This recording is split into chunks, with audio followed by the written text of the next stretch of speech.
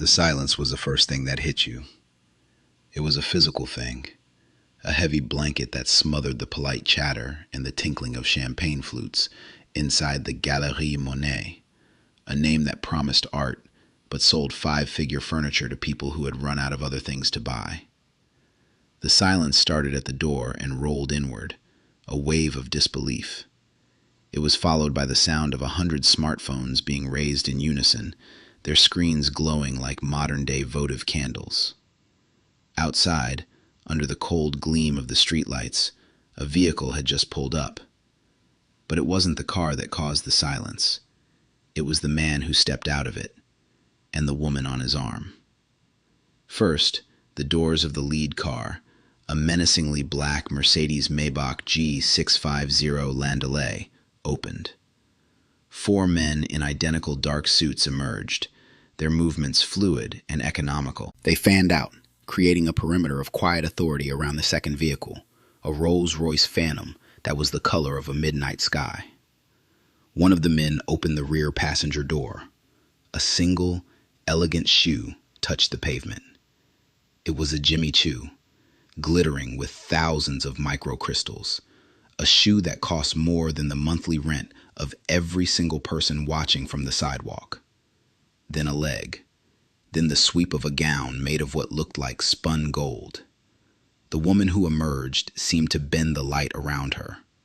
Her name was Adana, and the last time she had stood on this patch of pavement, she had been holding a plastic bag containing a half-eaten sandwich and a termination letter, with exactly $5.75 to her name. Tonight, her hair was styled in an intricate crown of braids, woven with threads of actual gold. A necklace of impossible diamonds rested against her dark skin, catching the light and fracturing it into 1,000 tiny rainbows. But it was her face that held the crowd. A face of serene power. A face that held no trace of bitterness, only a profound, unshakable calm. Then the man stepped out beside her. Kaelo. He was dressed in a custom-tailored Tom Ford suit, the kind of midnight blue that looked black until it caught the light just right. The last time the manager of Galerie Monet had seen this man, he had been wearing dusty work boots, faded jeans with a small hole in the knee, and a flannel shirt that smelled faintly of sawdust. She had called security on him. She had sneered and told him that his kind couldn't afford to breathe the air in her store. Now, he stood there, his hand resting gently on the small of Adana's back, his presence radiating a quiet, gravitational pull that bent the entire street towards him. He was not smiling. He was simply looking at the entrance to the gallery, his expression unreadable but intense, as if he were looking at a building he already owned. The gallery manager, a woman named Beatrice, stood just inside the glass doors, her own champagne flute frozen halfway to her lips. Her face, usually a carefully constructed mask of professional pleasantry and 40% real, 60% cosmetic dentistry, was crumbling. Shock, confusion, fear. They flashed across her features in a rapid, ugly sequence. She saw Adana, her former cleaner, the invisible woman who polished the floors she walked on. She saw her wearing a gown worth more than Beatrice's car. She saw the man she had thrown out like trash, now looking like the king of the entire city. Her perfectly painted mouth fell open, a small, wounded O of horror. The sound of her champagne glass shattering on the marble floor was the only thing that broke the spell. And in that moment, everyone knew. The game had changed. The world had turned upside down. If you love stories where the humble are lifted high and the proud are brought low, where kindness is revealed to be the greatest currency of all, then hit that subscribe button right now and turn on your notifications. Because the payback in this story is not just about money. It's about a justice so poetic it will make your soul sing. Now, let me take you back to where it all began. Not in the glittering lights of the city, but in the quiet desperation of a one-bedroom apartment 6 years earlier. 6 years, 2 months, and 11 days before she would step out of a Rolls-Royce, Adana sat on the floor of her son's room, trying to sew a patch onto the knee of his favorite pajamas. The pajamas had a cartoon rocket ship on them, and the patch was a clumsy star cut from an old t-shirt. Her son Leo, who was 4 years old, was asleep in his small bed, his breath a soft, rhythmic whisper in the quiet room. He was the reason for everything. The reason she worked 2 jobs. The reason she ate instant noodles for dinner so he could have chicken. The reason her heart ached with a love so fierce it was a physical pain. Adana was 28 years old. She had come to America from Nigeria with a heart full of dreams and a husband who had promised her the world. He had a beautiful smile and hands that were quick to hold hers, but his promises were built on sand. When she told him she was pregnant with Leo, the sand washed away. He disappeared one morning while she was at work, taking their small savings with him. No note, no explanation, just an empty space where a man used to be. No family nearby, no real friends yet, no money, no plan, no place to go. The first few months were a blur of terror. She moved into a women's shelter, her growing belly a constant reminder of her new, terrifying reality. She found work cleaning offices at night, her body heavy with the weight of her child and her sorrow. When Leo was born, she held him to her chest and made a silent vow. He would not know this struggle. He would have a life filled with laughter and safety. She would build a fortress of love around him, brick by painful brick. And she did. She worked. Lord, how she worked. From 5 a.m. to 1 p.m., she cleaned rooms at a budget motel near the airport. Then she would race across town on 2 different buses to pick up Leo from daycare. In the evenings, after feeding him, reading him stories, and singing him to sleep with the same Yoruba lullabies her own mother had sung to her, she would leave him with a trusted neighbor, a kind elderly woman from Haiti named Mrs. Genevieve, and go to her second job. From 8 p.m. to midnight, she was part of the cleaning crew at a luxury downtown shopping center. Her life was a string of exhausted moments, measured in bus schedules and the scent of bleach. Her hands, which had once been soft, were now perpetually rough, the skin cracked and dry. But she never complained. Complaining was a luxury she could not afford. Her mother, back in a small village outside of Lagos, would tell her on their weekly calls, "Adana, my child, the river that forgets its source will dry up." Her mother was a woman of proverbs, her wisdom a lifeline thrown across thousands of miles. "Remember who you are," she'd say, her voice crackling over the cheap international calling card. "You are the daughter of a king, even if you are scrubbing floors. Dignity is not in the job, it is in the soul." Adana's grandfather had been a master carpenter. He didn't build cheap things. He worked with mahogany, with iroko, with sapele. He taught her to see the life inside the wood, to read the stories in its grain. He would let her run her small hands over the pieces he was working on, teaching her the difference between a true, solid heartwood and a cheap veneer. "Some things look strong on the outside," he'd say, his voice a low rumble, "but inside, they are hollow. People are like this too, my little star. Learn to see the grain." She carried that lesson with her. It was why her third job, the one that barely paid but which she loved, felt like coming home. 3 days a week, for 2 hours in the late afternoon before her night shift, she worked at Galerie Monet. It wasn't an official job. The manager, Beatrice, wouldn't hire her formally. She paid her cash in hand, a crumpled handful of bills that was far below minimum wage, to do extra polishing. "The regular crew just doesn't have the eye for detail," Beatrice had said during the interview, looking Adana up and down as if she were a piece of used furniture herself. Adana took the job, because she loved the objects in the gallery. The tables were made of single slabs of ancient trees. The chairs were carved into impossible, elegant shapes. She would run her dust cloth over a dining table made of polished sapele mahogany, the deep, reddish-brown wood shimmering with a ribbon-like pattern, and she would remember her grandfather's workshop. She could feel the spirit of the wood, the decades of life held within it. She treated each piece with a reverence that confused the other staff. To them, it was just inventory with an obscene price tag. To Adana, it was art. It was home. Her life was this delicate, exhausting balance. Wake up, work, mother, work, sleep, repeat. Her entire world was a tiny apartment, 2 bus routes, and her son's bright, innocent smile. Every spare dollar went into a jar labeled Leo's Future. It was mostly filled with coins and single-dollar bills. Her dream was simple, almost painfully so. She wanted to save enough to one day take a single day off, a whole day, to take Leo to the zoo, to watch his face light up at the sight of a giraffe, to buy him ice cream without first calculating in her head what that would mean for the grocery bill. That was the summit of her ambition. A single, uncomplicated day of joy.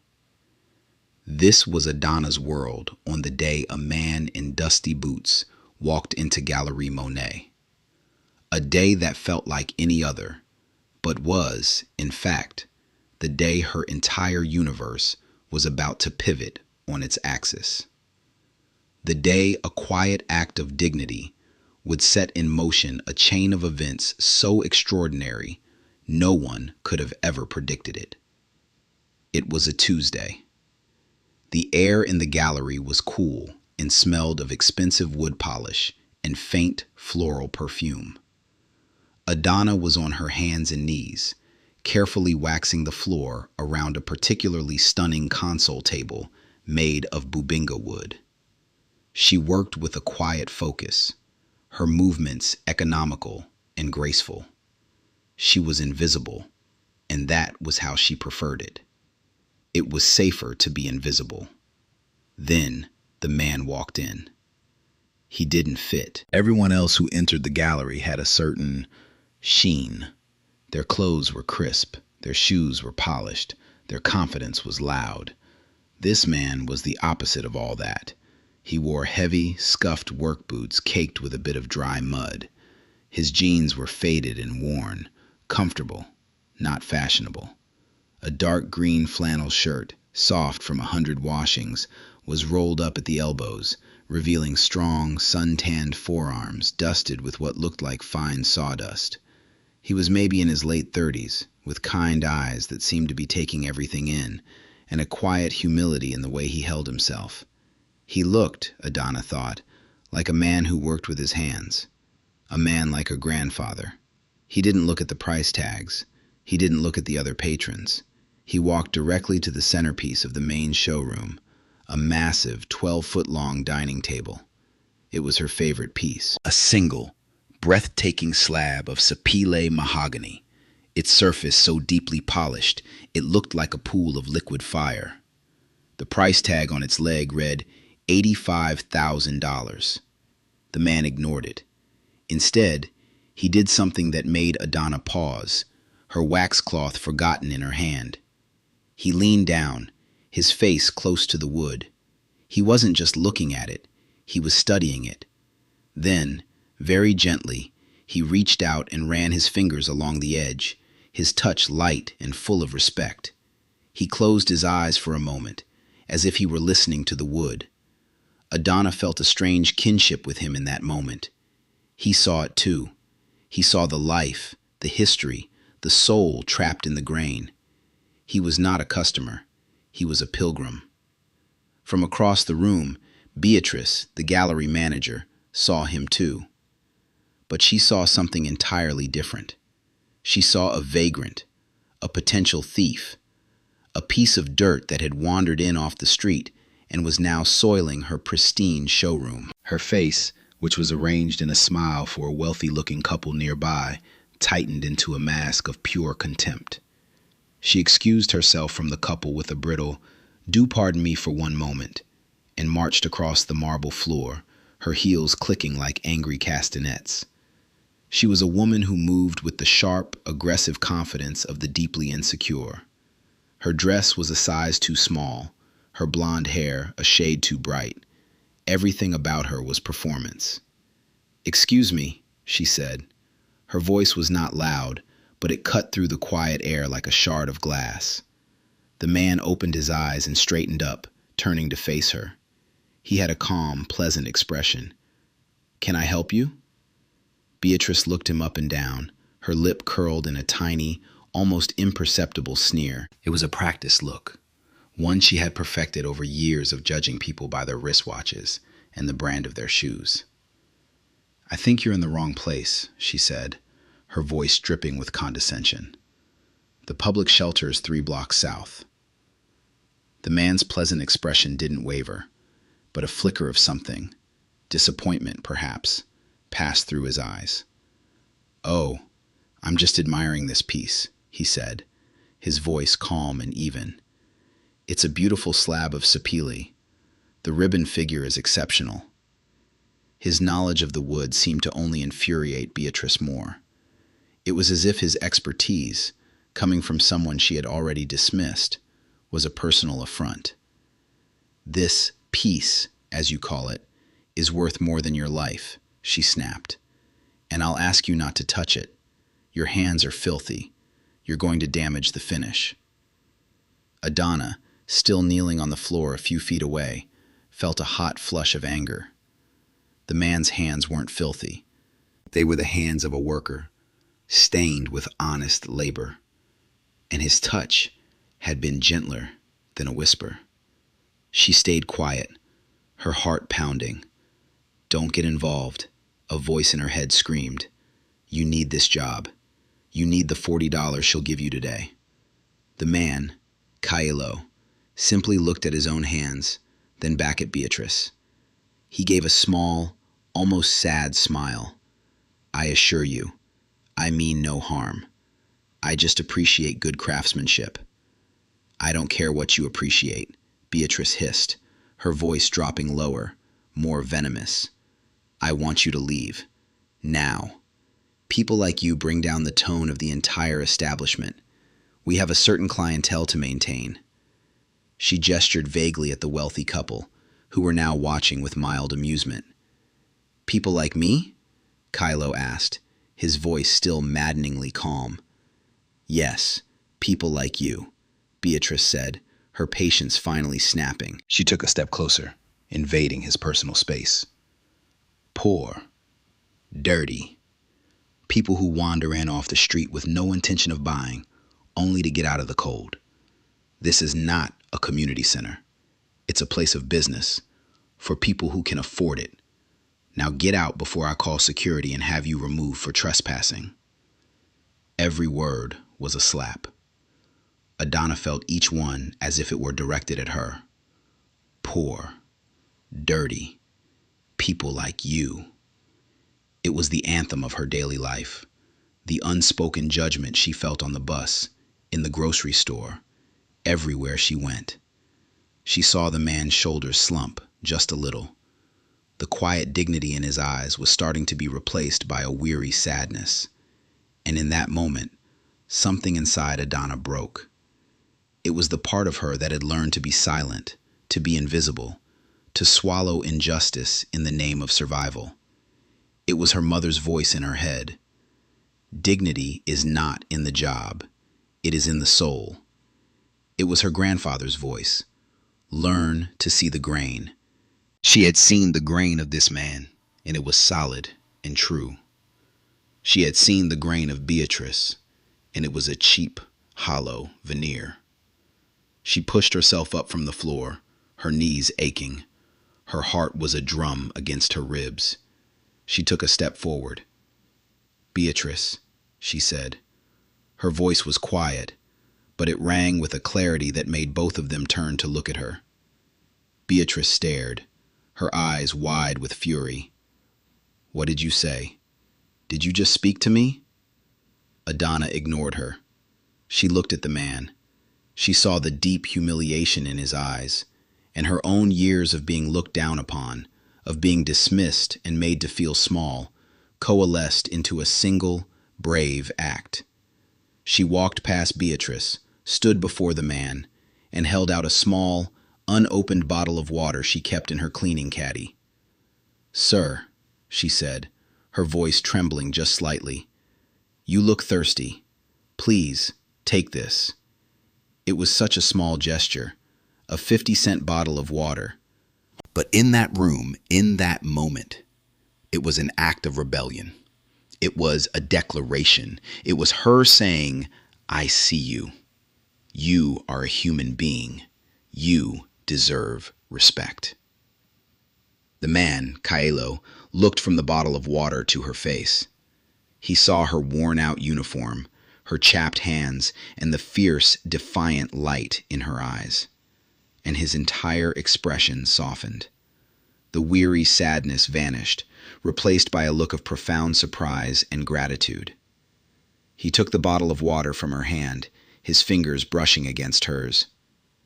"Thank you," he said, and the words were filled with a meaning that went far beyond the simple politeness.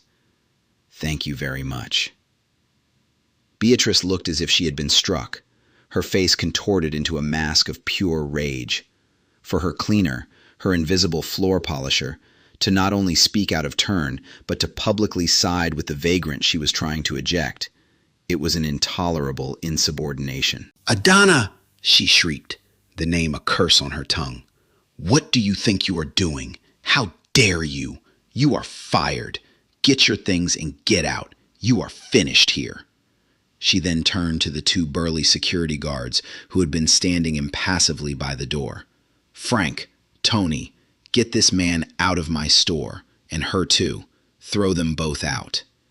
The guards moved forward. Kaelo looked at Adana, his eyes filled with alarm and regret. "I am so sorry," he said, his voice low. "I didn't mean for this to happen to you." Adana just shook her head, a strange sense of calm settling over her. She had done the right thing. For the first time in a long time, she hadn't swallowed the bitterness. She had stood up. It had cost her a job she desperately needed, but in that moment, it felt like a victory. "It's okay," she whispered. The guards were not gentle. One grabbed Kaelo by the arm, the other gestured menacingly at Adana. They were marched towards the door, past the gleaming, silent furniture, past the gawking patrons. Beatrice followed them, her face flushed with triumph. As they were pushed out onto the sidewalk, into the harsh afternoon light, Beatrice delivered her final, parting shot. She pointed a perfectly manicured finger at Kaelo. "And don't you ever come back," she spat. Then she turned the finger on Adana. "And you're just like him. You belong in the gutter. Your kind will never amount to anything." The heavy glass door swung shut, leaving them on the pavement. The city noise rushed back in. The traffic, the sirens, the chatter of passers-by. Adana stood there, stunned, the $40 she had been counting on now gone forever. The weight of what she had just done crashed down on her. Leo, the rent, the grocery bill. A wave of panic seized her. Her eyes burned with unshed tears. The man, Kaelo, stood beside her, still holding the unopened bottle of water. He looked at her, his face a mixture of guilt and something else. Admiration. "She had no right," he said softly. "No right to speak to you that way, to do that to you." Adana just shook her head, unable to speak. She looked down the street in the direction of the bus stop. It felt 1,000,000 miles away. "My name is Kaelo," the man said. "What's yours?" "Adana," she managed to whisper, her throat tight. "Adana," he repeated, testing the name on his tongue. "I will not forget this. What you did. It was the kindest thing anyone has done for me in a very long time." He looked down at the bottle of water in his hand as if it were a precious jewel. Can I give you a ride home? It's the least I can do. Adana hesitated. Getting into a stranger's car was not something she did, but looking at his eyes, she saw no threat, only a genuine, aching sincerity. And the thought of the long, lonely bus ride home, with the weight of her unemployment crushing her, was too much to bear. She gave a small, defeated nod. "My truck is just around the corner," he said. He led her to a side street where an old, slightly battered Ford F-150 was parked. It was a working man's truck, with a few dents in the side and a ladder rack on top. It was the complete opposite of the sleek, luxury cars that usually line these streets. He opened the passenger door for her with a gentlemanly courtesy that felt at odds with his rough appearance. The ride to her apartment was mostly silent. Adana gave him her address, her voice barely audible. She stared out the window, her mind racing, calculating, panicking. How would she pay the rent, due in 2 weeks? What would she tell Mrs. Genevieve? How could she have been so stupid, so reckless? Kalo seemed to sense her turmoil. He didn't press her with questions. He just drove, his presence a calm, steady anchor in her swirling sea of anxiety. When they pulled up in front of her modest, slightly run-down apartment building, he put the truck in park and turned to her. "Adana," he said, his voice gentle, "I am truly sorry for what happened. I want to make it right." He reached for his wallet. Adana's head snapped up, her pride flaring. "No," she said, her voice firm. "Please, don't. I didn't do it for money." Kaelo paused, his hand hovering over his wallet. He looked at her, really looked at her, and saw the fierce dignity that had propelled her to act in the first place. He nodded slowly, understanding. "You're right. Of course. Forgive me." He put his wallet away. "But this isn't over. Is there a way I can contact you? I'd like to take you to coffee, to thank you properly." She was hesitant, but there was something compelling about his earnestness. She scribbled her phone number on a crumpled receipt from her pocket and handed it to him. "I will call you," he said. "I promise." As she walked away from the truck and up the steps to her building, she felt his eyes on her. She didn't look back.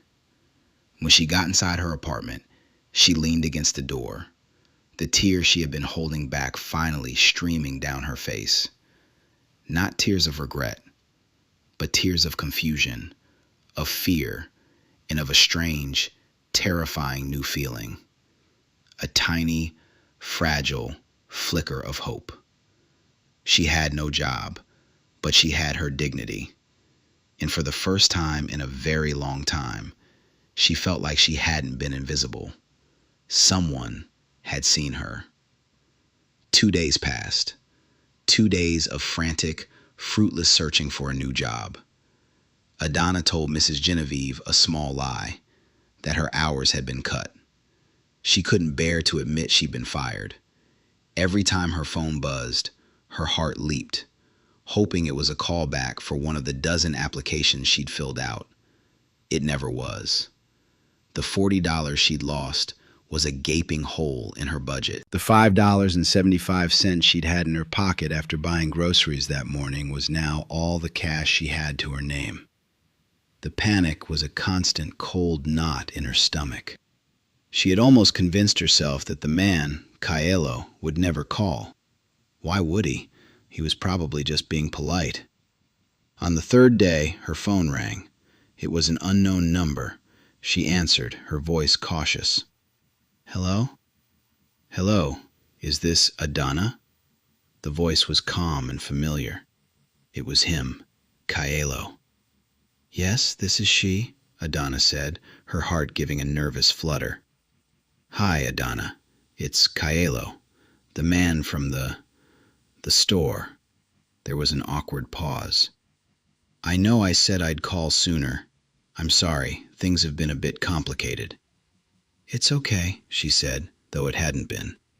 I haven't forgotten my promise, he continued. I'd still very much like to buy you that coffee if you're free. Or lunch? Whatever works for you. My treat, of course. Adana hesitated. Part of her wanted to say no, to retreat back into her shell of survival. But another part, the part that was tired of being alone and scared, urged her to say yes. Lunch would be nice, she said. Great, he said, a genuine warmth in his voice. How about tomorrow? Is there anywhere you like? I'm not from this part of town, so I'm happy to go wherever you suggest. Adana thought for a moment. She couldn't suggest anywhere fancy. The thought of him paying for an expensive meal made her uncomfortable. Then she had an idea.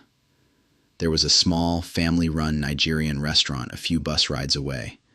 It was called Lagos Kitchen. It wasn't fancy. It had plastic tablecloths and mismatched chairs. But the jollof rice was the best in the city. It tasted like home. I know a place, she said. It's not fancy. It's a Nigerian place. That sounds perfect, Kylo said, without a hint of hesitation. I love Nigerian food. Tell me where and when, and I'll be there. The next day, Adana spent an hour deciding what to wear, a luxury of time and attention she hadn't afforded herself in years. She settled on a simple, clean black dress and a colorful Ankara scarf she had brought with her from Nigeria. It was one of the few beautiful things she owned. She took 3 buses to get to Lagos Kitchen, arriving 10 minutes early, her stomach a flutter of nerves. Kylo arrived exactly on time, pulling up not in his beat-up truck, but in a clean, modest Honda Civic. He was wearing simple khaki pants and a navy blue polo shirt. He looked like a kind, respectable high school teacher. He smiled when he saw her, a genuine, warm smile that reached his eyes. Adana, you look beautiful, he said, and the compliment was so direct and sincere it made her blush. The lunch was easy, surprisingly so. The awkwardness of their first meeting melted away in the warm, noisy atmosphere of the little restaurant. Adana ordered for them, her confidence growing as she explained the different dishes to him. The jollof rice, the fried plantain, the pepper soup. Kylo listened with rapt attention and ate with genuine enthusiasm. This is incredible, he said, after his first bite of the jollof rice. Seriously, better than any I've had in the city. She found herself talking, really talking. She told him about her son Leo, about his love for rocket ships. She told him about her village in Nigeria, about the smell of the rain on the red earth. She didn't tell him about her ex-husband or the full extent of her financial desperation, but she told him enough. She told him about the struggle, the loneliness, the constant feeling of being an outsider. Kylo just listened. He didn't offer pity or empty platitudes. He just listened, his eyes full of a deep, empathetic understanding. When she finished, her voice trailing off, he was quiet for a moment. Then he said, "You have a strength in you, Adana, that most people could never understand. To go through what you've gone through and still have a heart kind enough to offer a stranger a bottle of water, that's not just strength. That's power." And that was it. That was the moment her carefully constructed walls began to crumble. No one had ever called her strong or powerful. They saw her as a victim, a charity case, or they didn't see her at all. But he saw her. He saw the core of her, the part she fought so hard to protect. Her eyes welled up with tears. She tried to blink them back, embarrassed to cry in front of him. But one escaped, then another, tracing hot paths down her cheeks. This was the first crying moment, the one born of pain and the shocking relief of being truly seen. He didn't panic or get awkward. He just reached across the plastic tablecloth and gently placed his hand over hers. "It's okay," he said softly. "You're allowed to be tired of being strong." His touch was warm and steady, a simple human connection that she hadn't realized how much she was starving for. She cried quietly for a minute, then took a deep breath, wiped her eyes, and gave him a watery, wobbly smile. "I'm sorry." "Don't be," he said, his thumb gently rubbing the back of her hand. "Never be sorry for that." After lunch, he insisted on driving her home. On the way, he asked more about her job search. She admitted it wasn't going well. "What kind of work do you want to do?" he asked. "I just need a job," she said. "Any job." "No," he said, his tone serious. "That's what you need. But what do you want? What did you love about the gallery? Besides the quiet act of rebellion," he added with a small smile. She thought about it. "The wood," she said, surprising herself. "I loved the wood. My grandfather was a carpenter. He taught me about it. The grain, the feel of it. It feels real." Kylo glanced at her, a thoughtful, unreadable expression on his face. "The wood," he repeated softly. "I understand that." When they got to her apartment, he walked her to the door. "Adana," he said, "I know you said you didn't want my help, but I have a friend who runs a small, high-end custom furniture workshop. They do amazing work. They value craftsmanship. I think they would appreciate someone with your eye. Would you be offended if I made a call?" She looked at him, at the earnest hope in his eyes. He wasn't offering charity. He was offering a connection, an opportunity that was tailored to the very thing she had just told him she loved. "No," she said, her voice thick with emotion. "I would not be offended. Thank you, Kylo." "I'll call you tomorrow," he said, and she knew he would. He called the next day. The interview was the day after that. The workshop was small, located in an industrial part of town. It smelled of sawdust and varnish, a scent that transported her straight back to her grandfather's side.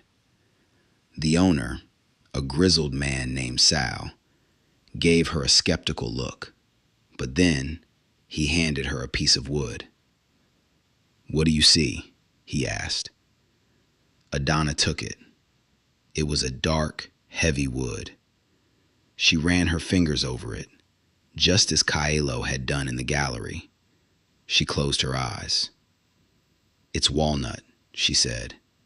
"Claro walnut, from a graft point. You can see where the English walnut was joined to the black walnut rootstock. It's what makes the grain so wild, so beautiful."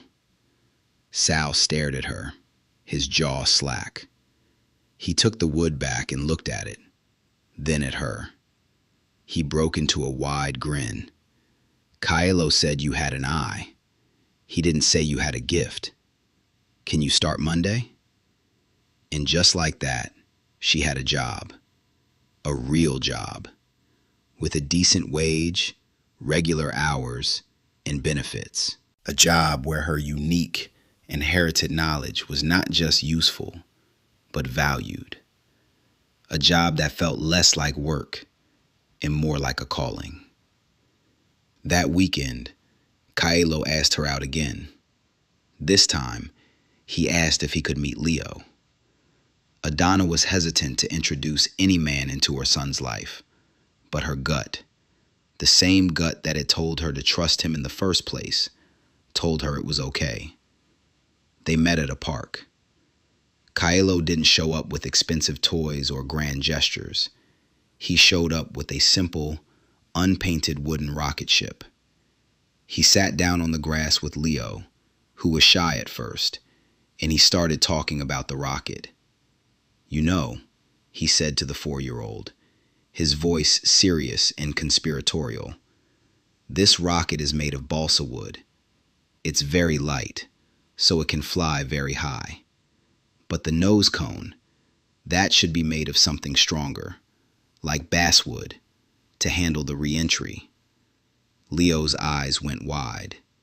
He had found someone who spoke his language. For the next hour, the two of them sat there, discussing the finer points of imaginary space travel, while Adana watched, her heart so full it felt like it might burst. Kaelo wasn't trying to impress her. He was genuinely connecting with her son. Their relationship grew slowly, organically, over the next few months. It was built on small moments, on walks in the park, on him showing up at her apartment one Saturday with a toolbox because she'd mentioned a leaky faucet, and then spending 3 hours patiently teaching her how to fix it herself, on her cooking him dinner, and him insisting on washing the dishes. He never talked much about his work. He was vague. He said he was in construction and materials. She assumed he was a contractor, or maybe ran a small building company. His clothes were always simple. His cars were always modest. His tastes were always unpretentious. He seemed happy to just sit on her small sofa, reading stories to Leo, or listening to her talk about her day at the workshop. He fit into her small, carefully guarded world so perfectly, it was almost seamless. For the first time since coming to America, Adana felt safe. She felt cherished. She felt loved. His driver, a man named Marcus whom she met occasionally, was the only odd note. Marcus was always impeccably dressed in a suit, and he drove a nondescript but clearly expensive black sedan. He had a dry, world-weary humor and treated Kaelo with a mixture of profound respect and mild exasperation. One afternoon, Kaelo was at her apartment, helping Leo build a ridiculously complex Lego tower on the living room floor. Kaelo's phone buzzed. It was Marcus. "Sir," Marcus's voice came through the speakerphone, crisp and clear. "Just a reminder that the preliminary meeting for the Tokyo skyscraper acquisition is in 30 minutes. The Japanese consortium is waiting on your video link." Kaelo sighed, running a hand through his hair. "Marcus, push it an hour. We're at a critical stage of construction here." He pointed to a wobbly section of the Lego tower. There was a long-suffering pause from the other end of the line. "Sir, this is a $2.7 billion deal. The critical stage of construction appears to involve red and blue plastic blocks." "Your point is?" Kaelo asked, deadpan, as he carefully placed another Lego brick. "My point, sir, is that you are a menace to your own net worth," Marcus said, his voice utterly flat. "I will inform the consortium that you are supervising a highly sensitive architectural model. 1 hour." The line went dead.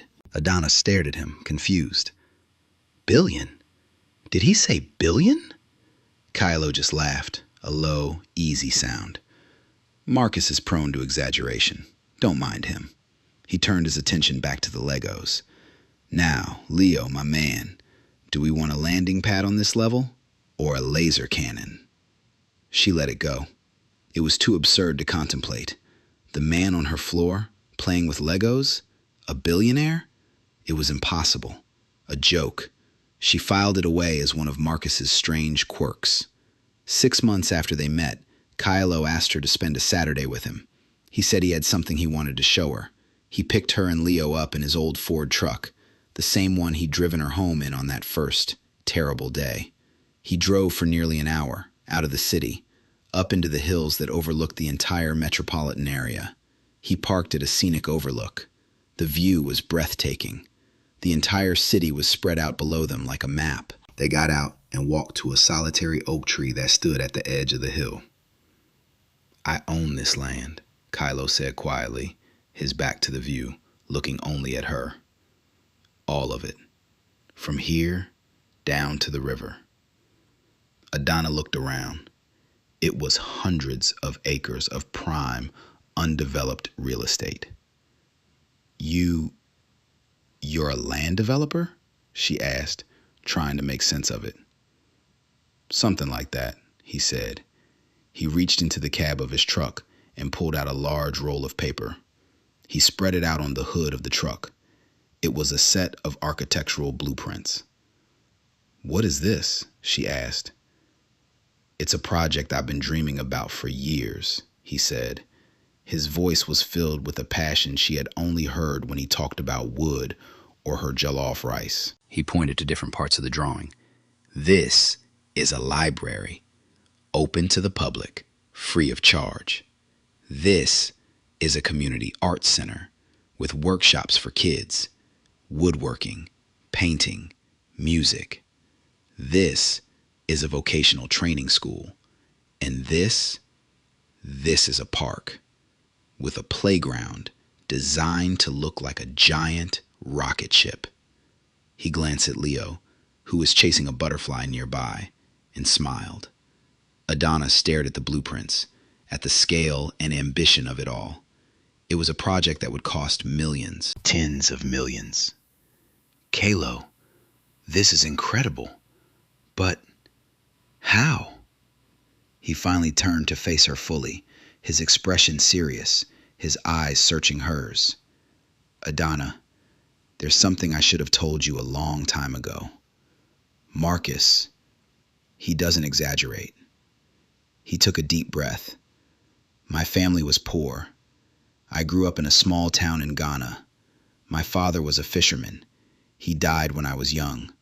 My mother worked herself to the bone to send me to school. I was good at math. I got a scholarship to a university in London. I started a small software company in my dorm room. It did okay.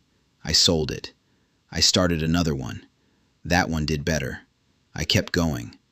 I got into real estate, sustainable materials, technology. I got lucky." He paused, his gaze unwavering. "My net worth, as of this morning's valuation, is approximately $3.7 billion. The number just hung in the air between them. $3.7 billion. It was a number so large, so abstract, it didn't even sound real. Adana felt a laugh bubble up in her chest. A hysterical, disbelieving laugh. "You?" she said, looking at his worn-out jeans, his old truck, his simple, kind face. "You're a billionaire? You, the man who spent 3 hours under my sink fixing a pipe that was leaking 20 cents worth of water a day?" "It was a matter of principle," he said with a small smile. The laughter died in her throat, replaced by a wave of vertigo. The world seemed to tilt on its axis. The kind, humble contractor she had fallen in love with was one of the wealthiest men on the planet. She stumbled back a step, her hand going to her mouth. "Why?" she whispered, the single word encompassing a universe of questions. "Why me? Why didn't you tell me? Why the old truck, the simple clothes, the cheap restaurants?" Kalo's expression was vulnerable, almost pleading. "Because I had to know," he said, his voice raw. "Adana, before I met you, my life was complicated. I was engaged once, to a woman I thought I loved, but I found out she didn't love me. She loved my bank account. She loved the lifestyle. When she talked about our future, she talked about yachts and penthouses and parties. She never once asked me what I dreamed of. She never saw me. She only saw what I could buy her." He took a step closer to her. "The day I walked into that gallery, I was at my lowest point. I had just come from a business meeting where everyone said yes to my face because of who I am, and I knew they were mocking me behind my back. I was tired of the performance, of the fake people. I just wanted to see something real, something beautiful. That Sapele table. So I went to see it, dressed in the clothes I feel most myself in. And she, that woman, she treated me the way she did. And then you who had nothing, you defended me. You offered me kindness when you thought I was a nobody. You didn't see a bum or a billionaire. You just saw a person. You saw me. He reached out and took her hands in his. Why you, Adana? Because your heart is the realest thing I have ever encountered in my entire life. I didn't fall in love with you in spite of you having nothing. I fell in love with you because when you had nothing, you gave everything. You are the solid heartwood, Adana. Everyone else is just cheap veneer. The tears came then, the second crying scene. Not of pain, but of sheer, crushing overwhelm. The scale of his secret, the depth of his feelings, the sudden, shocking realization that all her struggles, all her fears about rent and food and the future were gone. They had been gone for months, and she hadn't even known it. She sank down onto the grass, her legs unable to hold her, and sobbed. Great, gulping sobs of release and shock, and a joy so immense it was painful. Kalo knelt in front of her, wrapping his arms around her, holding her tight as the storm broke. "It's okay," he whispered into her hair. "It's all okay now. We're okay." When the tears finally subsided, she pulled back, her face blotchy, her eyes red. She looked at him, the billionaire in the dusty jeans, and a real, genuine laugh escaped her. "So, the Tokyo skyscraper, that was real?" He grinned. "The deal closed an hour ago." She shook her head, a slow smile spreading across her face. "My life is ridiculous." "Our life," he corrected gently, "and it's just getting started." The year that followed was a whirlwind. Adana quit her job at the workshop, but not before Kalo, through an anonymous foundation, invested enough capital in Sal's business to allow him to expand and hire 10 new artisans from the community. Kalo taught her about his world, but more importantly, he let her teach him about hers. They established the Sapele Foundation, the nonprofit arm of his vast empire, dedicated to funding education, arts, and community building projects. Adana was named its director. Her first act was to build a new, state-of-the-art daycare and community center in her old neighborhood, with Mrs. Genevieve as the guest of honor at the ribbon cutting. She traveled the world with him, not to luxury resorts, but to the remote villages where his sustainable forestry projects were changing lives. She, the woman who once spent her days with bleach and mops, was now sitting in boardrooms, her voice quiet but firm, advocating for people who had no one to speak for them.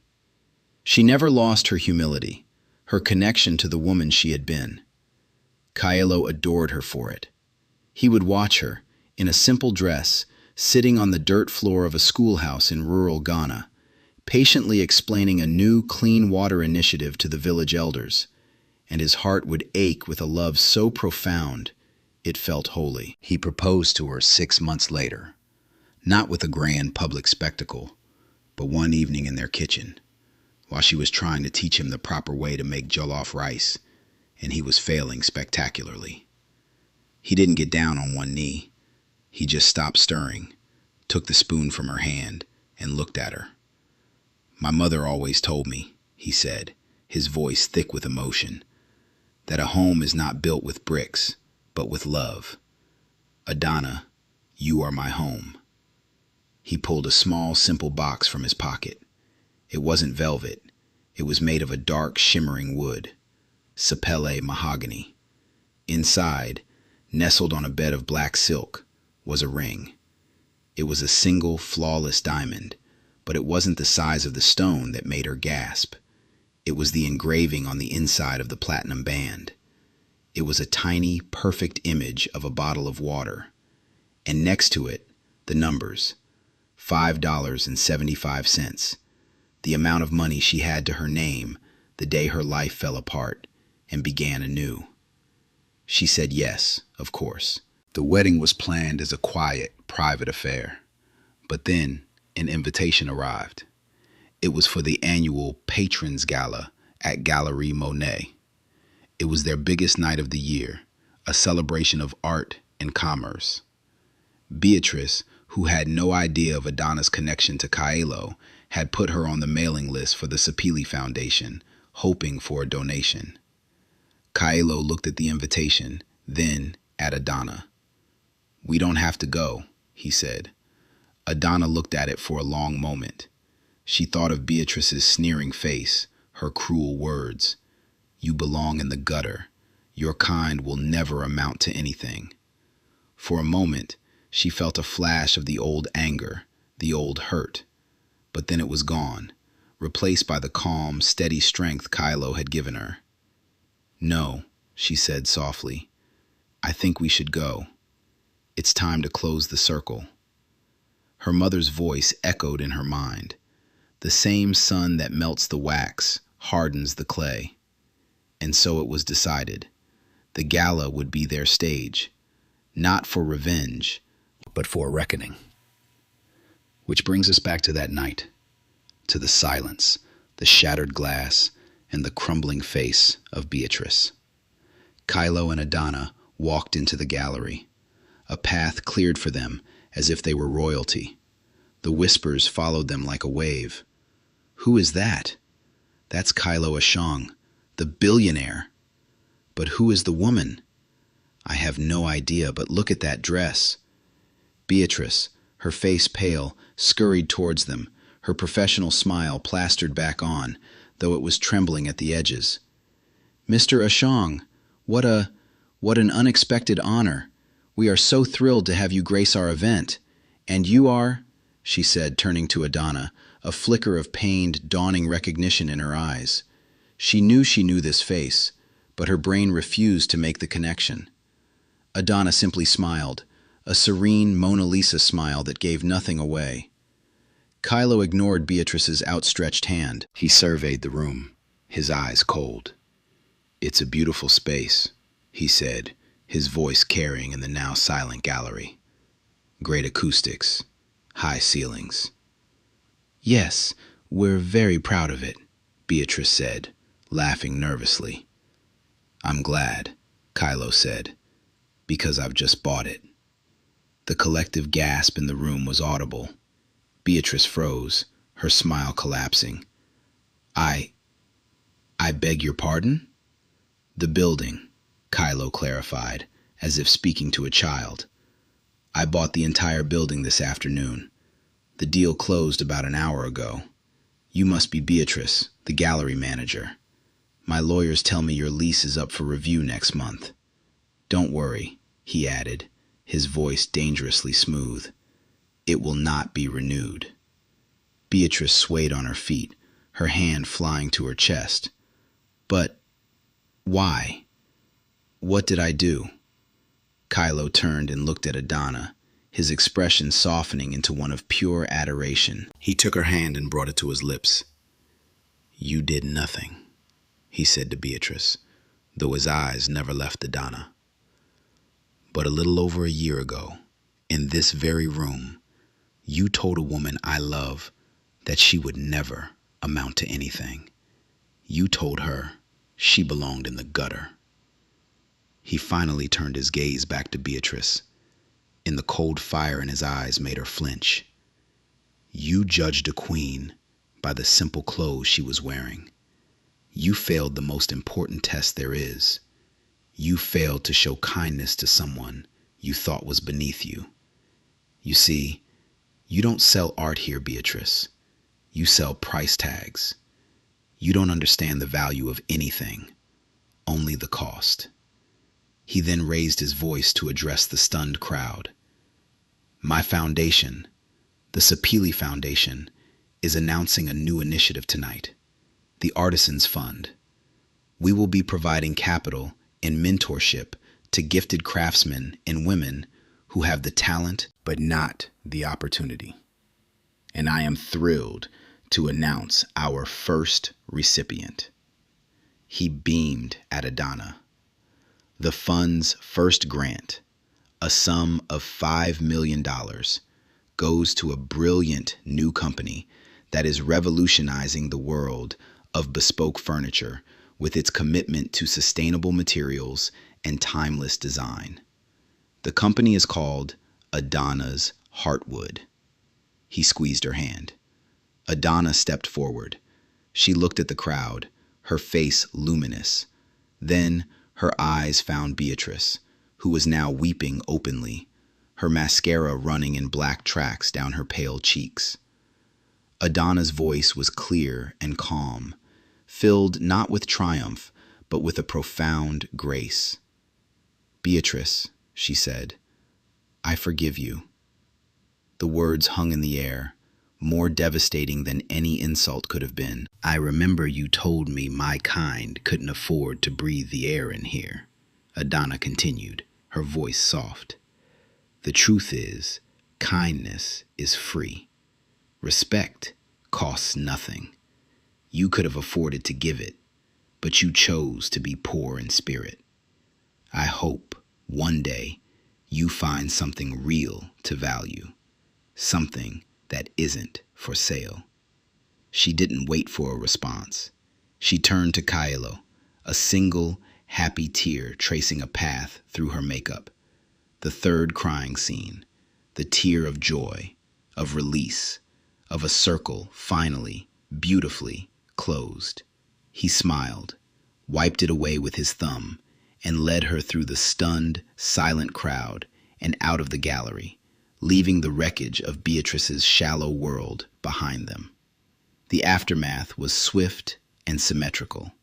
Gallery Monet closed a month later. Beatrice lost everything. The financed car was repossessed. The heavily mortgaged condo was foreclosed on.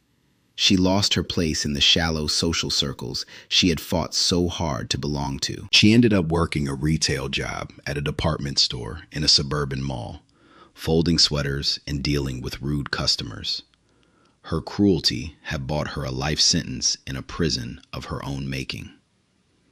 About a year later, Adana was at that same mall, shopping for new sneakers for Leo, who was now 6 and growing like a weed. As she was leaving, she saw a woman struggling with several large shopping bags, one of which had just split, spilling its contents onto the floor. It was Beatrice. She looked older, tired, and defeated. People were walking past her, ignoring her plight. Adana didn't hesitate. She walked over, knelt down, and began helping the woman gather her things. Beatrice looked up, and her eyes widened in shock and shame as she recognized her. She tried to stammer an apology, a thank you, something. Adana just smiled, her calm, gentle smile. It's okay, she said, handing her a new, sturdy bag she had just purchased. Let me help you. It was a simple act of grace, a final, quiet lesson that revenge was never the goal. Healing was. Adana and Kylo's life was full. They married in a beautiful ceremony, not in a grand cathedral, but under the solitary oak tree on the hill overlooking the city, surrounded by a small group of friends and family. Leo was the ring bearer, and Marcus was Kylo's best man, looking profoundly uncomfortable but proud. Adana's mother flew in from Nigeria, her eyes shining with a joy that needed no translation. They built the library. They built the art center. They built the rocket ship playground. Adana's Heartwood became an international success, a brand synonymous with integrity and beauty. But their greatest joy was in the quiet moments. In their sprawling, beautiful house that Kylo had built for them, their favorite room was the kitchen. It was where they would stand at the end of the day. Kylo, often still in his simple jeans and a t-shirt, helping her chop vegetables while a pot of jollof rice simmered on the stove, the scent of home filling the air. They had everything, but they knew that everything that mattered was right there, in that simple, loving space. The truest measure of a person is not found in the wealth they accumulate or the status they achieve. It is found in the quiet moments of choice. It is revealed in how they treat the person who can do nothing for them, the janitor, the waiter, the stranger in dusty clothes. For character, like the grain in a piece of fine wood, cannot be faked. It runs all the way through, from the surface to the very heart. And a heart of solid gold will always be worth more than a room full of gilded things. If this story moved your heart, subscribe and hit that notification bell, because every tale has a lesson, and Alfred's Folktales never forgets.